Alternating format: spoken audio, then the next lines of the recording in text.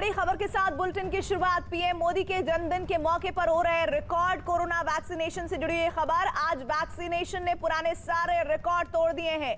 एक दिन में अब तक 1 करोड़ 60 लाख से ज्यादा वैक्सीनेशन की डोज लगाई जा चुकी हैं, जो कि अब तक का रिकॉर्ड है। और इससे पहले एक दिन में वैक्सीनेशन का रिकॉर्ड 31 अगस्त को बना था, जब एक दिन में 1 करोड़ 33 लाख लोगों को वैक्सीन की डोज लगाई गई थी। वैक्सीनेशन का नया रिकॉर्ड, पुराना रिकॉर्ड, ये तमाम आपको जानकारी हम दिखा रहे हैं। किस तरह का बड़ा फर्क सामने आ रहा है। और देखिए अब एक रिकॉर्ड वैक्सीनेशन की तस्वीर आपके सामने, जो कि बड़ा वैक्सीनेशन का रिकॉर्ड, सबसे बड़ा वैक्सीनेशन का रिकॉर्ड बन गया है। दरअसल आज वैक्सीनेशन ने पुराने सारे रिकॉर्ड्स को तोड़ दिया है। एक दिन में अब तक 1 करोड़ 60 लाख से ज्यादा वैक्सीन के डोज लगाई जा चुकी हैं, जो कि अब तक का रिकॉर्ड है। और इससे पहले एक दिन में वैक्सीनेशन का रिकॉर्ड 31 अगस्त को बना था, जब एक दिन में 1 करोड़ 33 लाख लोगों को वैक्सीन की डोज लगाई गई थी। वैक्सीन के लगातार जो रिकॉर्ड तोड़ने की आज खबर आई है, ये अपने आप में जबरदस्त इस लिहाज से क्योंकि पूरे देश भर में प्रधानमंत्री मोदी का जन्मदिन मनाया जा रहा है और इस मौके पर कोरोना वैक्सीनेशन का रिकॉर्ड अपने आप में एक नया बन गया है। आज वैक्सीनेशन ने पुराने सारे रिकॉर्ड तोड़े हैं और एक दिन में अब 1 करोड़ 60 लाख से ज्यादा वैक्सीन डोज लगाई जा चुकी है, जो कि अब तक का रिकॉर्ड है। और इससे पहले एक दिन में वैक्सीनेशन का रिकॉर्ड 31 अगस्त को बना था। विक्रांत हमारे साथ, हमारे सहयोगी इस खबर पर जुड़ रहे हैं। विक्रांत, प्रधानमंत्री मोदी का जन्मदिन और तोहफा ऐसा लग रहा है पूरे देश को मिल रहा है। देखिए, बिल्कुल बहुत ही चौंकाने वाली भी खबर है और ये दिखाता है कि देश ने कितनी बड़ी तैयारी की थी प्रधानमंत्री के जन्मदिन के लिए। जब ये कहा गया, हमें पता चला सूत्रों से कि 2 करोड़ से ज्यादा वैक्सीन करने की कोशिश की जाएगी, तो लग रहा था कि एक असंभव सा ये काम बताया जा रहा है। लेकिन किस तेजी से ये काम हो रहा है, इसको समझने के लिए हमारे दर्शकों को हमारे साथ गूगल के जरिए कोविन ऐप पर चलना पड़ेगा। जैसे ही हम कोविन ऐप को खोलते हैं, आप देखिए कि इस पर संख्या आ रही है और जिस तेजी से संख्या बढ़ती जा रही है, अभी कुछ ही मिनट पहले 1,60,000 था और तेजी से संख्या बढ़ती जा रही है। ये जो संख्या पल पल बढ़ रही है, ये दिखाता है कि किस तेजी से लोग टीकाकरण करवा रहे हैं। और ये जो आंकड़ा अभी तक बना है 1,64,000, 1,65,000, देखिए जैसे ही हम बात कर रहे हैं ये 1,65,000 को पार कर गया। तो ये चीज ये दिखा रही है कि किस तेजी से टीकाकरण हो रहा है, किस तेजी से सरकार ने तैयारी की थी। 2 लाख के करीब आज टीकाकरण सेंटर बनाए गए थे, जहां पर टीकाकरण किया जा रहा है। 2,02,000 के करीब टीकाकरण के सेंटर थे जो देश भर में बनाए गए थे। इसके अलावा जो ये पता चल रहा है कि अभी तक का ये सर्वाधिक होगा, क्योंकि 1,33 का रिकॉर्ड था वो टूट गया है और 2 करोड़ का लक्ष्य रखा गया था। लेकिन ये जो रफ्तार है, हमारी बात करते करते 1,65,000, 10,000, 65,000 से ऊपर हो गया। तो विक्रांत, ये जो डेटा लगातार हम दिखा रहे हैं अपने व्यूअर्स को, ऐसा लग रहा है कि जब ये धीरे धीरे शाम का वक्त होगा तो 2 करोड़ तक ये वैक्सीनेशन का रिकॉर्ड पहुंच सकता है। देखिए, मुझे लगता है कि ये 2 करोड़ को भी पार करेगा। अगर ये 2.5 करोड़ तक पहुंच जाए तो कोई बहुत बड़ी अचंभे की बात नहीं होगी। अभी 4 बजने में 5 मिनट हैं और ये जो डाटा है 1 करोड़ 65 लाख पहुंच चुका है। 35 लाख अगर इन्होंने पार कर दिया आज वैक्सीनेशन ने, तो ये हो जाएगा 2 करोड़ का लक्ष्य पूरा। लेकिन मुझे लगता है कि अभी जितना समय बाकी है उसमें ये 2 करोड़ से काफी ऊपर जाएगा। और इसके लिए सरकार ने, बीजेपी ने, तमाम लोगों ने, तमाम स्वयंसेवी संस्थाओं ने, राज्य सरकारों ने और खास तौर पर जनता ने एक बड़ी तैयारी की थी, क्योंकि बिना जनता की भागीदारी के ये आंकड़ा इस रफ्तार से नहीं भाग सकता था। एक मोटा अगर अनुमान लगाया जाए तो हर सेकंड में 500 से ज्यादा लोग टीका लगवा रहे हैं। इसी से अनुमान लग सकता है कि भारत के लिए ये कितनी बड़ी कामयाबी है। शुक्रिया विक्रांत इस जानकारी पर। लगातार इस नंबर पर जो तेजी से बढ़ रहा है वैक्सीनेशन का, एक और अपने आप में नया रिकॉर्ड बनने की तरफ तेजी से ये नंबर बढ़ रहा है और इसको कैसा आगे लगातार बढ़ता हुआ हम देख रहे हैं। वो साथ में आप काउंटडाउन देखिए, जिसमें अभी 1 करोड़ 65 लाख से ज्यादा वैक्सीनेशन हो चुके हैं। और ऐसे में अब आप ये समझ लीजिए कि जैसे जैसे शाम होगी, अभी तो 4 भी नहीं बजे हैं, ये आंकड़ा 2 करोड़ को भी पार कर सकता है। तो अपने आप में प्रधानमंत्री मोदी के बर्थडे पर, उनके जन्मदिन पर यह नया रिकॉर्ड बनने जा रहा है वैक्सीनेशन का। इधर प्रधानमंत्री मोदी के 71वें जन्मदिन पर स्वास्थ्य मंत्रालय ने भी खास तैयारी की है। स्वास्थ्य मंत्रालय ने इस खास मौके पर रिकॉर्ड वैक्सीनेशन का लक्ष्य रखा है और कोविन ऐप पर एक वैक्सीन ट्रैकर भी चल रहा है, जिसे अभी विक्रांत भी दिखा रहे थे कि कितने लोगों को टीके लग चुके हैं। ये वैक्सीन मीटर हम आपको दिखाते हैं।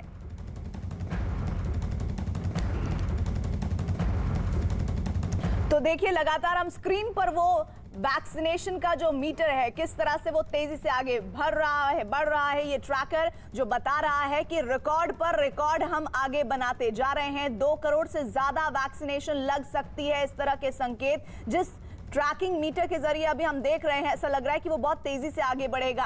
और 31 अगस्त को अभी हाल ही में वो रिकॉर्ड हुआ था जब हमने 1 करोड़ 33 लाख डोजेस वैक्सीनेशन की रिकॉर्ड लगवाई थी। और अब ऐसा लग रहा है 17 सितंबर प्रधानमंत्री के जन्मदिन के अवसर पर ये 1 करोड़ 65 लाख डोजेस पार कर चुके हैं और उम्मीद है कि अब ये बहुत जल्दी 2 करोड़ से ऊपर हो जाएगा।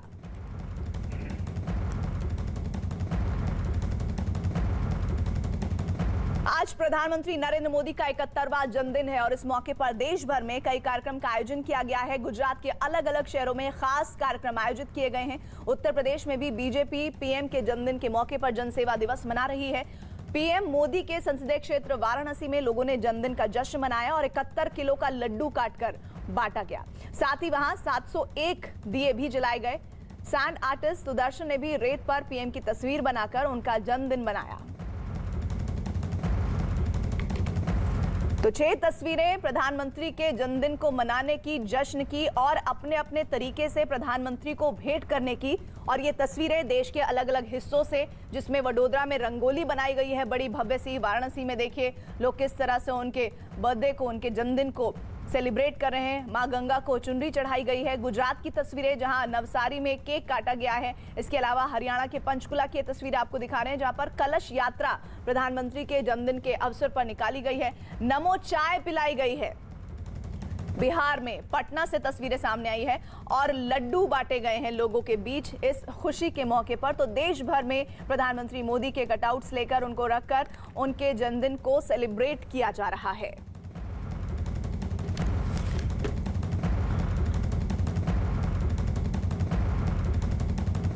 पीएम के जन्मदिन के मौके पर उन्हें मिले तोहफों की ऑनलाइन नीलामी की जा रही है। तोहफे उन्हें ओलंपिक्स और पैरालंपिक्स खिलाड़ियों ने दिए थे। पैरालंपिक खिलाड़ी और नोएडा के डीएम LY सुहास के बैडमिंटन रैकेट की बोली 10 करोड़ की लगी है, जिसका बेस प्राइस 50 लाख था, जबकि नीरज चोपड़ा के भाले की बोली 1 करोड़ से ज्यादा की लगी है। भवानी रानी के तलवार के बेस प्राइस 60 लाख थी, लेकिन उनकी बोली भी 10 करोड़ की लगी है।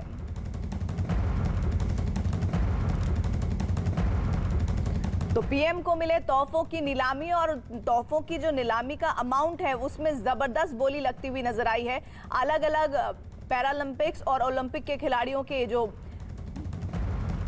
ऐसे उनको हम कह सकते हैं कि जो खेल के तौर तरीके हैं उनसे जुड़े हुए तोहफे और उनकी बोली की अगर मैं बात करूं तो जबरदस्त बोली उनकी लगी है। पैरालंपिक खिलाड़ी और नोएडा के डीएम LY सुहास के बैडमिंटन रैकेट की बोली 10 करोड़ की लगी है, जिसका बेस प्राइस 50 लाख था। इसी तरह नीरज चोपड़ा के भाले की 1 करोड़ से ज्यादा की लगी है। और एक बड़ी खबर आ रही है, अक्टूबर से बच्चों को लगेगी वैक्सीन। तो समझ लीजिए ज़ायकोव डी वैक्सीन को तैयार कर लिया गया है, जो अक्टूबर के पहले हफ्ते में ये टीका आएगा बाजार में और 12 से 18 साल के बच्चों की वैक्सीनेशन को आगे बढ़ाया जाएगा। न्यूज़ 18 के रवि सिंह की खबर, ये बहुत बड़ी खबर। वैक्सीनेशन बच्चों का कब होगा, इसको लेकर लगातार निगाहें बनी हुई थी कि वो टीका कब आएगा। बच्चों को ज़ायकोव डी नाम का टीका लगेगा।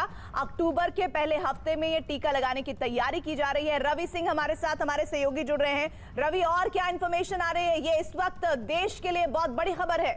बहुत बड़ी खबर इसलिए है क्योंकि अभी 18 साल के ऊपर के लोगों को ही वैक्सीन दी जा रही है और आज आप देख रहे हैं कि वैक्सीनेशन का रिकॉर्ड भी बनने वाला है कि शाम तक ये उम्मीद की जा रही है कि 2.5 करोड़ से ज्यादा वैक्सीन आज ही लगेंगे। लेकिन इस बीच में एक बड़ी खबर ये इस बात को लेकर है कि 12 से 18 साल के बच्चों के लिए, जो 12 से ऊपर के जो बच्चे हैं 12 साल या उससे ऊपर के, उनके लिए वैक्सीन अब जल्द लगनी शुरू हो जाएगी। क्योंकि पहले खबर थी कि वैक्सीन पूरी तरीके से तैयार है और इसको लेकर अप्रूवल भी मिल चुकी थी, लेकिन अब ये खबर हमारे जो सोर्सेस बता रहे हैं कि अक्टूबर के पहले हफ्ते से बच्चों को लगनी शुरू हो जाएगी वैक्सीन। और ये भी है, खबर है कि 1 करोड़ डोज इस महीने के अंत तक तैयार हो जाएगा। तो 12 साल और उससे ऊपर के लोगों के लिए वैक्सीनेशन की प्रक्रिया शुरू हो जाएगी अक्टूबर के फर्स्ट वीक से, और उसके बाद वैक्सीनेशन का अभियान और भी तेजी से होगा।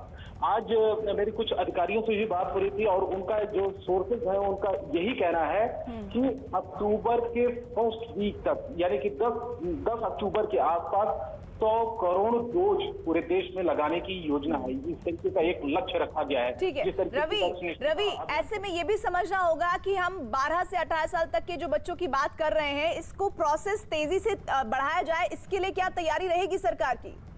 प्रोसेस जैसे एडल्ट्स को दिया जा रहा है 18 और उससे ऊपर के लोगों को वैक्सीनेशन किया जा रहा है, उसी वही प्रक्रिया करीब करीब ये भी रहेगी। लेकिन स्पेसिफिक ये जो वैक्सीन है जाइडस कैडिला की जाइकोव बी, वो ये वैक्सीन उन्हीं लोगों को, एज ग्रुप के लोगों के लिए खास तौर पर दी जाएगी, वो प्रायोरिटी एज ग्रुप होंगे। उसके अलावा इस एज ग्रुप में सबसे पहले उन बच्चों को दिया जाएगा जो जिनको कोई बड़ी बीमारी है, गंभीर बीमारी है, सबसे पहले वो प्रायोरिटी लिस्ट में शामिल किए जाएंगे, उनका कंप्लीट हो जाएगा, इसके बाद बच्चों को दिया जाएगा। तो इस तरीके की योजना है और वैक्सीनेशन अभियान को केंद्र सरकार जल्द पूरा करने की रवि, शुक्रिया ये बहुत अहम जानकारी हम तक पहुंचाने के लिए। तो 12 से 18 साल की उम्र के बच्चों को अब ये कोरोना वैक्सीनेशन का प्रोसेस शुरू होगा, जो अक्टूबर से पहले हफ्ता जो होगा उसमें इस प्रोसेस को शुरू किया जाएगा। और जैसे हमने देखा कि 18 साल से ऊपर के लोगों को लगाया जाया था, वैसा ही पूरा प्रोसेस होगा जाइकोव डी के वैक्सीनेशन को। अब बहुत जल्दी आप देखेंगे वो बच्चों को लगेगा अक्टूबर के पहले हफ्ते में। इधर देश के प्रधानमंत्री के 71वें जन्मदिन पर उनके जन्मस्थान वडनगर में 71 फीट ऊंचा एक कटआउट बनाया गया है। ये कटआउट 71 फीट ऊंचा और 28 फीट चौड़ा है। इसे बनाने में 7 लाख रुपए से ज्यादा का खर्च आया है। आज शाम 171 शादीशुदा जोड़े इस कटआउट के सामने राम की आरती करेंगे और पीएम मोदी के अच्छे स्वास्थ्य की कामना करेंगे। तो ये भव्य कटआउट इस वक्त आप देख रहे हैं देश के प्रधानमंत्री का, जिनका आज 71वां जन्मदिन पूरा देश मना रहा है। और उनके जन्म स्थान वडनगर से ये तस्वीर हम आपके लिए लाए हैं, जहां 71 फीट ऊंचा एक कटआउट बनाया गया है। ये कटआउट 71 फीट ऊंचा और 28 फीट चौड़ा है और इसे बनाने में 7 लाख से ज्यादा का खर्च आया है। आज शाम 171 शादीशुदा जोड़े इस कटआउट के सामने राम की आरती करेंगे और पीएम मोदी के अच्छे स्वास्थ्य की कामना करेंगे।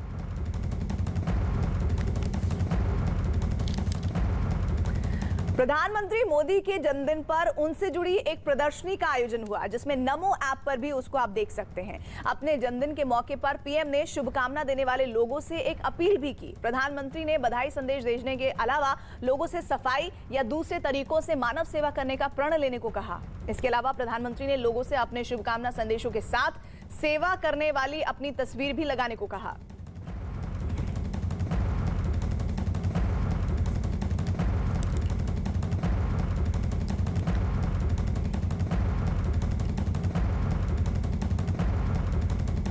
तेलंगाना में टीआरएस का विकल्प कांग्रेस पार्टी नहीं हो सकती है, नहीं हो सकती है। आप मुझे बताओ, अगर कांग्रेस पार्टी विकल्प हो भी जाए, वो क्या मजलिस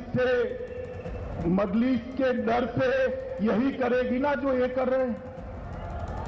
ये ओवैसी के खिलाफ लड़ सकते हैं क्या? ये रजाकार संस्कृति के खिलाफ लड़ सकते हैं क्या? मित्रों, केवल और केवल तेलंगाना का सम्मान भारतीय जनता पार्टी के अलावे कोई उजागर नहीं कर सकता। मित्रों, कोई उजागर। इसीलिए हमारे भाई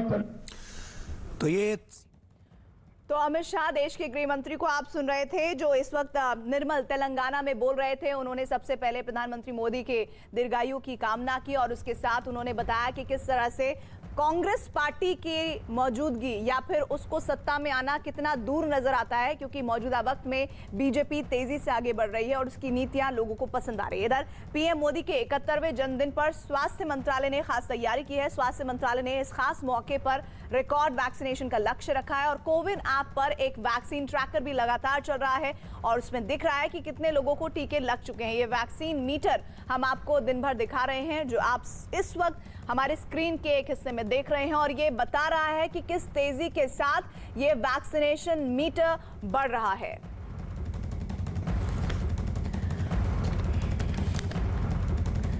प्रधानमंत्री नरेंद्र मोदी के जन्मदिन के मौके पर गुजरात के सोमनाथ मंदिर में विशेष पूजा की गई। सोमनाथ मंदिर में पुजारियों ने पीएम मोदी के अच्छे स्वास्थ्य के लिए ये विशेष पूजा की।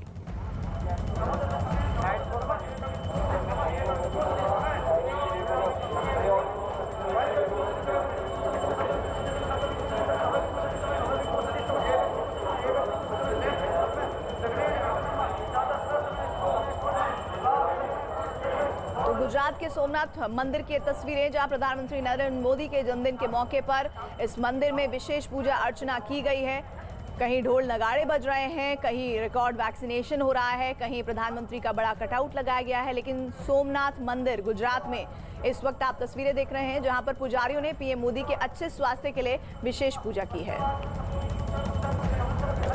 यूपी के मुख्यमंत्री योगी आदित्यनाथ ने लखनऊ के एक सरकारी बालगृह में जाकर सेवा समर्पण कार्यक्रम की शुरुआत की। पीएम मोदी के जन्मदिन के मौके पर सीएम योगी ने यूपी में इस कार्यक्रम को शुरू किया। वहां मुख्यमंत्री योगी ने बच्चों को तोहफे दिए और मिठाइयां बांटी। बच्चों को स्कूल बैग भी दिए गए।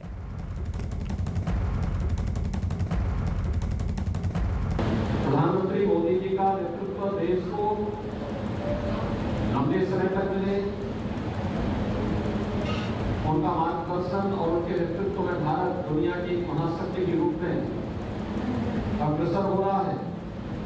इस दृष्टि से उनका यशस्वी नेतृत्व निरंतर पूरे देश को प्राप्त हो, इसके लिए मैं ईश्वर से प्रार्थना करता हूँ। मोदी जी ने देश को विभिन्न क्षेत्रों में एक नई दिशा तो दी ही, लेकिन साथ ही साथ दिव्यांग जनों के प्रति उनके मन में एक विशेष लगाव भी है और सहानुभूति भी है। याद करिए, दिव्यांग शब्द ही मोदी जी की देन है। गुजरात के वडोदरा में पीएम मोदी का जन्मदिन बीजेपी कार्यकर्ताओं ने अलग तरीके से मनाया। वहां पीएम मोदी की तस्वीर वाली एक 71 फीट लंबी और 30 फीट चौड़ी रंगोली बनाई गई। यही नहीं, वहां कार्यकर्ताओं ने 182 फीट लंबा और 971 किलो का केक भी बनाया है।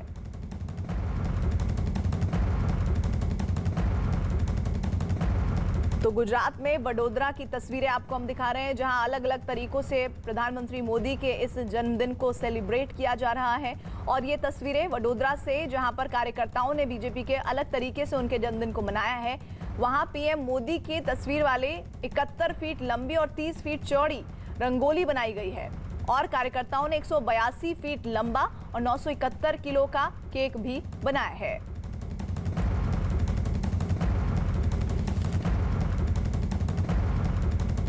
जम्मू कश्मीर की पूर्व मुख्यमंत्री और पीडीपी अध्यक्ष महबूबा मुफ्ती सेना पर दिए बयान पर घिर गई हैं। उन्होंने पुंछ के मेढर में आर्टिकल 370 पर बोलते हुए सेना पर विवादास्पद टिप्पणी कर दी।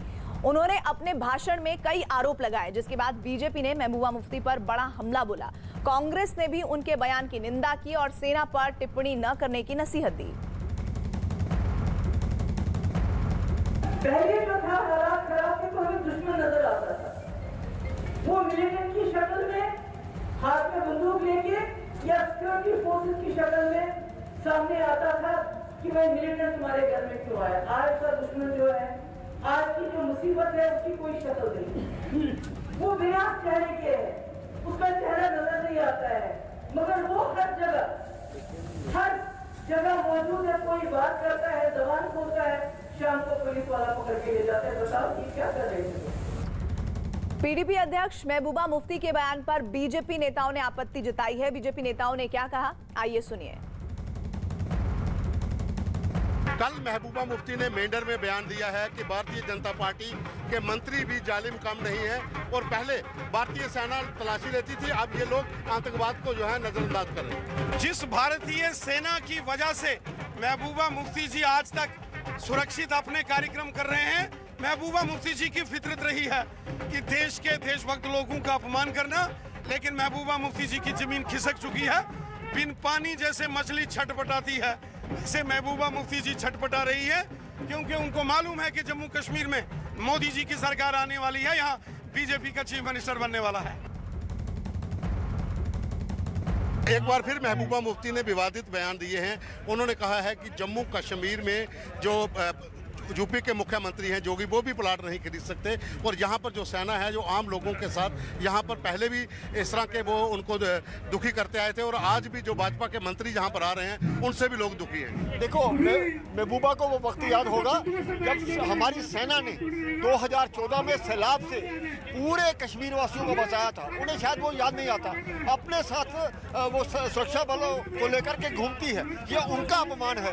उनको जो फ्रस्ट्रेशन है उसी के कारण से इस प्रकार की आवाज़ें उठती हैं। आज कश्मीर के अगर हालात सुन रहे हैं, शायद उनको अच्छा नहीं लग रहा। उनके सभी जो उनके साथी मंत्री थे, एमएलए, उनको छोड़ करके चले गए हैं। उनको खुद हिसाब लगाना चाहिए कि उनको कितना समर्थन मिल रहा है। कांग्रेस नेताओं ने भी महबूबा मुफ्ती के बयान की निंदा की है। क्या कहा कांग्रेस के नेताओं ने, आइए सुनवाते हैं आपको। आर्टिकल 370 हटने के बाद कश्मीर में जो चाहे जमीन खरीद सकता, लेकिन मैं भारत सरकार से पूछना चाहता हूं कि अभी तक कितने लोगों ने जमीन खरीदी? जब तक कश्मीर के हालात ठीक नहीं होंगे, मुझे नहीं लगता कि वहां पे कोई भी आदमी जमीन खरीदने की हिम्मत कर सकता है। भारतीय सेना के ऊपर सवाल उठाने की मैं घोर निंदा करती हूं। उनका सर्वोच्च बलिदान है कि आज देश सुरक्षित है। भारतीय सेना के ऊपर एक भी सवाल नहीं उठाया जा सकता है, मेरा ये मानना है। केंद्रीय मंत्री अजय मिश्रा ने भी महबूबा मुफ्ती के बयान पर क्या कहा, आइए आपको सुनवा देते हैं। इस तरह के बयान हताशा में दिए जा रहे हैं और राजनीतिक कारणों से दिए जा रहे हैं। महबूबा मुफ्ती स्वयं राजनेता रही हैं, लोकसभा में, विधानसभा में मुख्यमंत्री भी रही हैं। अभी तक उन्होंने कभी इस तरह की कोई बात नहीं कही। अगर कुछ बात होती तो वो एक जनमंच पर या अपने राजनीतिक मंच पर या लोकसभा, विधानसभा में इस तरह की बातों को कर सकती थी और प्रोटेस्ट कर सकती थी। यूपी सरकार में मंत्री सिद्धार्थनाथ सिंह ने भी महबूबा को उनके बयान न सिर्फ उन पर घेरा है बल्कि उन्हें नसीहत भी दी है।